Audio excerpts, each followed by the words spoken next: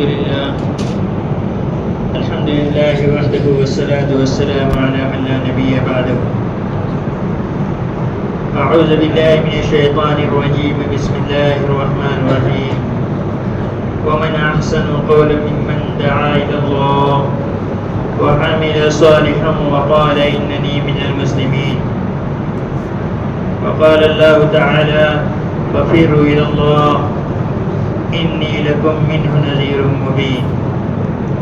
وقال النبي صلى الله عليه وسلم إذا تبايعتم بالعينة وأخذتم أذناب البقر ورضيتم بالزرع وتركتم الجهاد سلط الله عليكم ذلا لا ينزعه حتى ترجعوا إلى دينكم أو كما قال عليه الصلاة والسلام. میرے عزیز دوست بزرگوں، اللہ جل جلالہ امن والوں نے ہم سب کو امت محمدیہ صلی اللہ علیہ وسلم میں مبعوث فرمایا. اللہ کے نبی کی امت میں پیدا ہونے کا مطلب یہ ہے کہ جو کام نبی کا وہی کام اس کے امتی کا ہے. اس لیے کہ وہ دعوت، وہ محنت، وہ فکر، وہ غم، وہ تڑپ جو نبی کی زندگی میں تھی، اگر اس امت کی زندگی میں نہ آئے تو گویا اللہ نے انسانیت پر ظلم کیا ہے کہ نبی تو بھیجا آخری، اور آپ کے بعد کوئی نبی نہیں آنے والا ہے. اور پھر اس کے بعد امت کی صلاح و فلاح کا، امت کی رشد و ہدایت کا، امت کی ہدایت کا کام کیسے آگے چلے گا؟ اسے فرمایا خاتم النبیین کے صدقے طفیل میں اللہ کے دین کی دعوت، اللہ کے دین کی محنت اللہ نے امت کے ہر فرد کو دیے ہے. اسے مولانا یوسف صاحب رحمۃ اللہ علیہ فرمایا کرتے تھے ہم یہ چاہتے ہیں محنت کے ذریعے کہ امت کا ہر فرد دین کا داعی بنے، امت کا ہر فرد دین کا داعی بنے. چند ٹھیکیدار، چند علماء کرام یہ نہیں، بلکہ ضروری ہے کہ امت کے ہر فرد میں یہ جذبہ پیدا ہو کہ جہاں معروفات ٹوٹے وہاں معروفات کو قائم کرنے کی فکر، جہاں نیکیاں اللہ کے احکام ٹوٹتے ہیں وہاں اس کے دل میں ایک جذبہ، ایک فکر، ایک گوڑن، ایک طرف پیدا ہو کہ اللہ یہ معروفات، تیرے عوامر، تیرے احکامات، تیرے فرائض یہ کیسے زندہ ہو جائیں. اور جہاں اللہ نے جن منہیات سے روکا ہے، جن منکرات سے روکا ہے، اگر ہم ان منکرات کو روکنے والے بن جائیں یہ امت کا فریضہ ہے. اللہ چند لوگوں کو جزائے خیر دے. ابھی چند دن پہلے کہنے کے مولانا آپ اور آپ کی جماعت جو ہے 4 مہینے آپ گاؤں میں لگاؤ، 4 مہینے آپ گاؤں میں لگاؤ، ایک ایک گھر والوں کی ملاقات کرو. کیوں ہوگا؟ خالی ہم نے ہی ٹھیکہ لیا ہے، یہ تو ہر ایک کی ذمہ داری ہے. ٹھیک ہے، ان کی محبت ہے، ان کی کرم فرمائی ہے، اور وہ چاہتے ہیں کہ کسی طریقے سے منکرات دور ہوں، معروفات زندہ ہوں. ایک جذبہ ان کے اندر ہے، اس طرح کہتے ہیں اور شوق سے کہتے ہیں، محبت میں کہتے ہیں. لیکن یہ امت کے ہر فرد کی ذمہ داری ہے کہ معروفات زندہ ہوں اور منکرات ختم ہو جائیں. اس طرح سے مولانا بدر عالم میرے رحمۃ اللہ علیہ فرمایا کرتے تھے، اپنی کتاب میں لکھا ہے ترجمان السنہ میں، ایک آدمی نماز پڑھتے پڑھتے اس کی پیشانی کالی ہو جائے، اتنے سجدے کرے بکثرت سجود، اور روزے رکھتے رکھتے اس کے ہونٹ سوکھ جائیں اور مال خرچ کرتے کرتے وہ کنگال بن جائے، غریب بن جائے، لیکن اس کے باوجود فرمایا کہ ایمان کے اعلیٰ معیار پر اس وقت تک نہیں پہنچ سکتا ہے جب تک کہ اس وقت تک ایمان کے اعلیٰ معیار پر نہیں پہنچ سکتا ہے جب تک کہ معروفات کو، اللہ کے اوامر کو، اللہ کے فرائض کو زندہ کرنے کی فکر اس کے اندر ہو اور اس کی فکر کرے، اور اللہ نے جن چیزوں سے روکا ہے ان چیزوں سے روکنے کی فکر کرے، تب تو یہ ایمان کے اعلیٰ معیار پر پہنچ سکتا ہے، ورنہ اعلیٰ معیار پر کبھی نہیں پہنچ سکتا ہے. چاہے اعمال کے اعتبار سے اتنے بڑے اعمال، نمازوں کے اعتبار سے تہجد گزاریں، لیکن اس امت میں ہوتے ہوئے اس امت پر جو ذمہ داری دی گئی ہے، یہ ہم سمجھیں کہ امت کے ہر فرد پر ذمہ داری دی ہے۔ کنتم خیر امتی، لفظ سے، علماء سے، مخصوص لوگوں سے کوئی خطاب نہیں ہے، اللہ نے براہ راست پوری امت سے خطاب کیا ہے۔ خیر امت کیوں ہے؟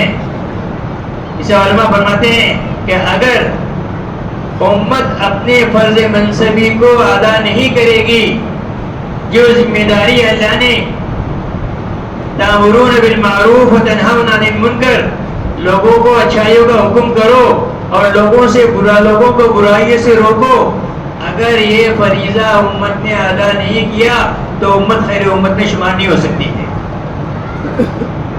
اس وجہ سے حضرت عمر بن خطاب رضی اللہ تعالیٰ عنہ حج کے لیے گئے، چند لوگوں کو دیکھا کہ ان کا لباس بدلا ہوا، ان کی شکل بدلی ہوئی، ان کی حیت بدلی ہوئی، تو فوراً اعلان کیا اور کہا کہ سن لو اے لوگوں، من سرہ ان یکون من تلک الامہ، جو کس کو یہ بات اچھی لگتی ہو اور پسند آتی ہو کہ اللہ نے مجھے امت محمدیہ صلی اللہ علیہ وسلم میں پیدا فرمایا ہے، اگر کسی کو یہ بات اچھی لگتی ہے تو اس کے لیے چاہیے یؤدی شرط اللہ تعالی، اللہ نے جو شرط خیر امت کے لیے بنائی ہے اس شرط کو ادا کرے، لوگوں کو اچھائیوں کی طرف بلائے اور لوگوں کو برائیوں سے روکے۔ اس طرح سے حضرت صالح بن عثیمین، عبداللہ بن باز رحمہ اللہ فرمایا کرتے تھے، حیثما ظہر الفساد فی الارض، جہاں کہیں بھی بگاڑ دنیا میں پیدا ہو، بارتکاب الرسائم وبارتکاب البدعات وبارتکاب المنکرات، منکرات کا ارتکاب کرتے ہوئے اور بدعتوں کا رسومات کا ارتکاب کرتے ہوئے جہاں کہیں بھی یہ فساد و گمراہی پیدا ہو، فرمایا کہ اس وقت میں ہر فرد پر واجب ہے کہ ان برائیوں سے روکنے کی فکر کرے۔ حتی علی نسائہم یجب ھذا الواجب، یہاں تک کہ ان کی عورتوں پر بھی یہ واجب فرض ہو جائے گا کہ وہ بھی امر بالمعروف و نہی عن المنکر کرے۔ آج امت کا جان مال کہاں لگ رہا ہے؟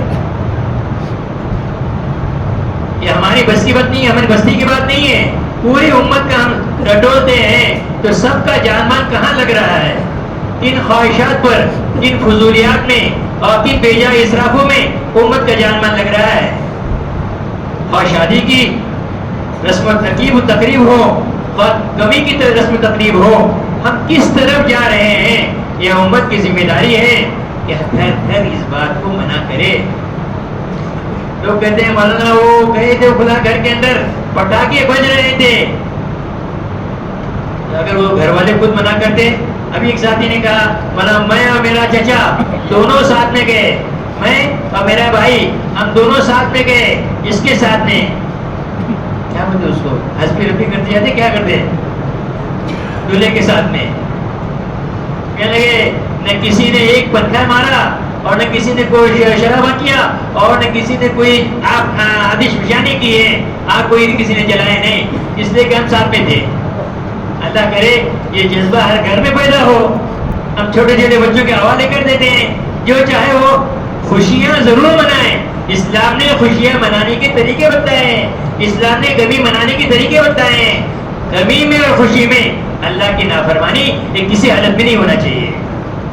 جہاں کہیں غمی اور خوشی میں، خواہ یہ غمی ہو اور خوشی ہو، خواہ جیتنے کی غمی ہو خواہ ہارنے کی غمی ہو، ہم ہر چیز میں اس کا لحاظ رکھیں کہ کسی کو تانا زنی، کسی کی کینہ کپٹ اور کسی کو پریشان کرنا اور خوشیوں میں اللہ کے حکم کو توڑنا کسی حالت میں جائز نہیں ہے۔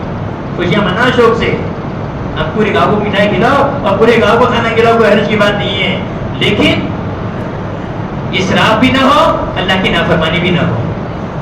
اس وجہ سے ہم سب کی ذمہ داری ہے، جہاں کہیں یہ مسائل آتے ہیں ہم سب اس کے اندر فکر مند ہوں۔ یہ کسی فرد واحد کا کام نہیں ہے، ہر گھر کے ہر فرد کی ذمہ داری ہے کہ اس معاشرے کو صحیح کرنے کی فکر کرے. اور دعوت اسی کا نام ہے, تبلیغ اسی کا نام ہے کہ ہر امت کے دل میں ایک غم پیدا ہو. اسے مولانا رحمۃ اللہ فرمایا کرتے تھے کہ دائی صرف بیان کے الفاظ سے اور کلامی دعوت سے دائی نہیں بنتا ہے, بلکہ دائی بنتا ہے ابو بکر صدیق رضی اللہ تعالیٰ عنہ کی فکر سے. جو فکر ابو بکر صدیق کی تھی, اینقص الدین وانا حی, دین میں کمی آئے اور ابو بکر زندہ رہے, یہ کبھی نہیں ہو سکتا. علماء نے لکھا ہے ما کان فضل ابو بکر علی سائر الخلق, پورے مخلوق پر ابو بکر کی جو فضیلت ہے وہ بکثرت صلاتی و صیامی و زکاتی, اس کے ان کے کثرت صلاۃ کثرت صیام, بہت زیادہ روزے رکھنے کی وجہ سے نہیں تھی, بلکہ ان کے دل میں ایک غم تھا.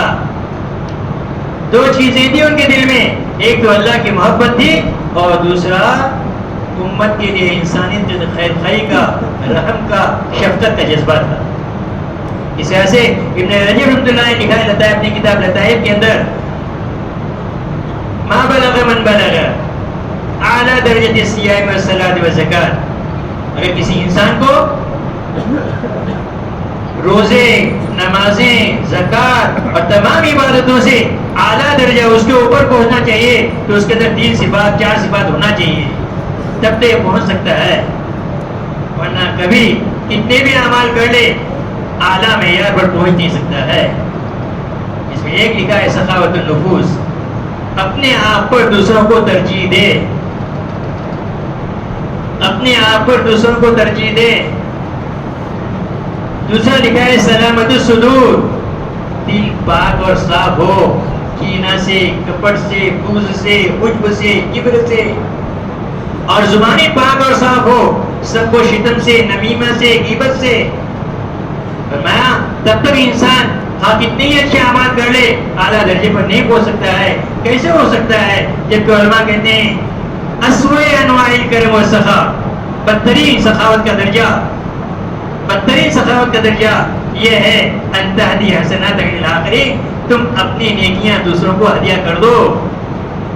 غیبت کر کے, گالم گلوچ کر کے, برائیاں کر کے, چغلخوری کر کے, دل میں کینہ, کپٹ, حسد, بغض رکھ کر کے کبھی نہیں پہنچ سکتے ہیں. یہ سب سے بدترین سخاوت ہے. جسے شاعر کہتا ہے اذا سکن الغدیر علی صفائی, جب تالاب کا پانی صاف ستھرا ہو, وجنب النسیب ان یحرک ہو, اور ہوائیں بھی ساکت ثابت ہو, ترا فیہا السماء بلا امتراء, آسمان پورا نظر آتا ہے بغیر شک کے, وتبدو النجوم والشمس, اور اسی میں سورج اور تارے بھی نظر آتے ہیں. کذاک ارباب القلوب, کذاک ارباب قلوب التجلی, ایسے نیک لوگوں کے دل جو ہیں یرا فیہا اللہ العظیم, تو ان کے دلوں میں اللہ دکھتا ہے, اللہ نظر آتا ہے. ساری کینہ کپٹ سے.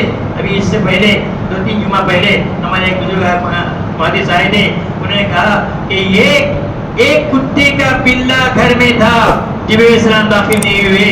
اللہ کے نبی پوچھ رہے کیا ہے, بولے آپ کے گھر کے اندر کتے کا پلہ ہے. انہوں نے کہا کتنے کتے کے پلے ہمارے دلوں میں بھرے ہوئے ہیں. عجب کا پلہ, کبر کا پلہ, کینہ کپٹ کا پلہ, حسد اور بغض کا پلہ, اور اپنی زبانیں کتنی پلوں سے بھری ہوئی ہیں. اللہ کیا نظر آئے گا اس میں؟ اس وجہ سے دل پاک صاف ہو, ہم اس کی فکر کریں. ایک دوسری چیز ہے سلامت الصدور, اور تیسرا فرمایا احتقار النفوس, اپنے آپ کو چھوٹا سمجھے, اپنے آپ کو گیا گزرا سمجھے, اپنے آپ کو نالائق سمجھے اور دوسروں کو اچھا سمجھے. اسے اما عائشہ فرماتی ہیں, کسی نے پوچھا متى يكون الرجل محسنا, آدمی نیک کب ہوگا؟ اذا ظن انه مسیء, جب تک وہ اپنے آپ کو برا سمجھتے رہے گا وہ نیک اور اچھا ہے, اور جہاں اس نے اپنے آپ کو اچھا سمجھنا شروع کیا اس کی برائی کے دن شروع ہو چکے ہیں. فرمایا کہ آدمی اعلیٰ درجے پر کب پیدا پہنچے گا؟ جب تک کہ اس کے اندر انسانیت کے لیے خیر خواہی کے جذبے نہ ہو. یہ 4 صفات کے ساتھ میں آدمی اپنی زندگی گزارے, اللہ اس کو اعمال کے اعلیٰ درجے پر, انسانیت کے اعلیٰ درجے پر اور اخلاق کے اعلیٰ درجے پر پہنچائے گا. اس لیے میرے دوست لوگوں, اللہ نے ہم کو ایک کام دیا ہے خدا کی دین کی دعوت کے تعلق سے، ہم اس کی فکر کریں، گھر گھر دین کے داعی اور شیدائی پیدا ہو، ہر گھر میں اور ہر دل میں یہ جذبہ ہو، ورنہ قیامت کے دن نہیں بلکہ اس دنیا میں بھی ہم بچ نہیں سکتے ہیں ان گناہوں کے عذاب سے اور ان گناہوں کی سزاؤں سے۔ اسے ابن مسعود فرماتے ہیں اذا رأیت المنکر، جب تم کوئی برائی دیکھو، فلم تستطیع تغیر لہ، اور اس کو بدلنے کی طاقت نہیں رکھتے ہو، طاقت ہے تو روکو، طاقت ہے تو بدلو، فحسبک ان یعلم اللہ انک تکرہ بقلبک، اتنا تو کم سے کم ضروری ہے کہ اللہ جان لے تیرے دل کے اندر دیکھ کر کہ اس بندے کو اس کا غم ستا رہا ہے کہ اللہ کیا ہوگا، اس میں کوئی شک نہیں۔ بہت سارے ہمارے نوجوان دنیا میں بھی ایک غم کو، ایک فکر کو لے کر رکھتے ہیں، لیکن ہماری زبان بولتی ہے، اس سے آپ کو دکھتا ہے کہ ہم لوگ کر رہے فکر۔ بہت سارے بچے اور بہت سارے جوان اور بہت سارے بوڑھے جو نہیں بولتے ہیں لیکن دل ان کا ان غموں سے بھرا ہوا ہے، کوئی شک نہیں ہے، لیکن تھوڑی سی حرکت اس میں ہو جائے، بیان کی حرکت نہیں چاہیے، عملی حرکت ہو جائے تو اللہ کی ذات سے امید ہے یہ خرافات، یہ منکرات، یہ مناہی، جس سے اللہ ناراض ہوتا ہے اور ان کو نہ روکنے پر اللہ اگر دنیا میں عذاب نازل کرے گا، اچھے اور برے سب اس کو ملوث ہو جائیں گے۔ جسے میرے عزیز دوست لوگوں، یہ اللہ کا احسان ہے، یہ موقع اللہ تعالیٰ کو دیتے ہیں، الحمدللہ ثم الحمدللہ۔ ماشاءاللہ ہمارے یہاں بھی اجتماعی شادی ہوئی ہے، ایک اسراف سے، فضول خرچی سے بچنے کا ایک اچھا ذریعہ اللہ نے ہم کو دیا ہے۔ مصیبتوں، تکلیفوں اور پریشانیوں، جن کے گھر میں شادیاں ہو، جانتے ہیں کہ کیا کیا مصیبتیں آتی ہیں اور کس لائن کی پریشانی آتی ہے، ایک موقع دیا اللہ نے، اور اللہ آپ لوگوں کو جزائے خیر عطا فرمائے۔ بستی کا ایک عجیب نظام ہم نے دیکھا کہ کہا گیا کہ گاڑی یہاں تک رکو، تو کسی اللہ کے بندے نے آگے بڑھانے کی ہمت نہیں کی اور اس کی اطاعت کی ہے۔ یہ بہت بڑی خاصیت ہے اس بستی کی، دعوت کے اعتبار سے اور کمیٹی کے اعتبار سے جو اعلان ہوتا ہے ماشاءاللہ ہمارے بستی والے آگے کے رہتے ہیں اور اس کو عمل بھرا کرتے ہیں۔ یہ اللہ کا احسان ہے، یہ بہت بڑی نعمت کی بات ہے کہ فوراً قدم رک جانا یہ بہت بڑی نعمت کی بات ہے الحمدللہ۔ اس وجہ سے یہ اجتماعی شادی بھی ہوتی ہے تاکہ عوام کو اس کا فائدہ بھی ہو اور متوسط طبقہ اس میں پریشان بھی نہ ہو، اور عافیت کے ساتھ میں جن جھمیلوں سے انسان کو پریشانی ہوتی ہے ان جھمیلوں سے آزادی ہو۔ اس میں ماشاءاللہ اجتماعی شادی بھی رکھی جاتی ہے، اگلے سال کے، اس سال کے نہیں، ابھی اگلا سال تو نہیں ہے، ابھی اسی سال انشاءاللہ دسمبر میں ہوگی، مفتی صاحب انشاءاللہ اس کا اعلان بھی کریں گے۔ ہم اس میں تعاون بھی کریں اور اپنے آپ کو فضول خرچی سے بچاتے ہوئے سادگی کے ساتھ میں، عافیت کے ساتھ میں کریں۔ ایک اعتراض عام طور پہ ہوتا ہے کہ اجتماعی شادی ہوتی ہے تو بہت تکلیف ہوتی ہے، 50 جگہ دوڑنا پڑتا ہے، ارے 2 دن کی تکلیف ہے، کل کتنے رکشے والے بول رہے تھے مولانا یہ 2 دن کی تکلیف کو چل جائے گی، یہ کیا ہر ہفتے میں 2-3 دن دھندا بند کرو، کاروبار بند کرو، دوستوں کی شادی میں شریک ہو، رشتہ داروں کی شادی میں شریک ہو، تو کتنی پریشانی ہے۔ بعض لوگوں کو اعتراض ہوتا ہے کہ شادیاں ہوتی ہے تو کم خرچے میں ہوتی ہے تو لوگ فضول خرچی میں لگتے ہیں، یہ دیکھتے ہی نہیں ہیں جو شادیوں میں نہیں رہتے ہیں وہ کتنی فضول خرچیاں کرتی ہیں۔ اس وجہ سے ایک اچھی نگاہ ہماری ہو، اچھی نگاہ ہو کسی چیز کا، ہر چیز کا ایک نیگیٹو پوائنٹ بھی رہے گا، ایک پازیٹیو بھی رہے گا، ایک مثبت رہے گا، ایک منفی رہے گا۔ ہمارا مزاج ہو، بے شک نیگیٹو، منفی، ہم اس کے اوپر دھیان دیں تاکہ ان منفی پہلوؤں سے بچا جائے، لیکن ایک بدن میں پھوڑا آیا ہے اور اس کو سوچیں گے کیسے کاٹیں گے، تو کیسے اس کو یہ کریں گے تو پھوڑا بڑھتے جائے گا۔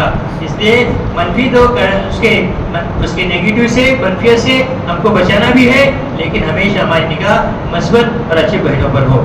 اللہ تعالیٰ مجھے آپ سب کو عمل کی توفیق نصیب فرمائے۔ Subscribe now and press the bell icon. Never miss an update.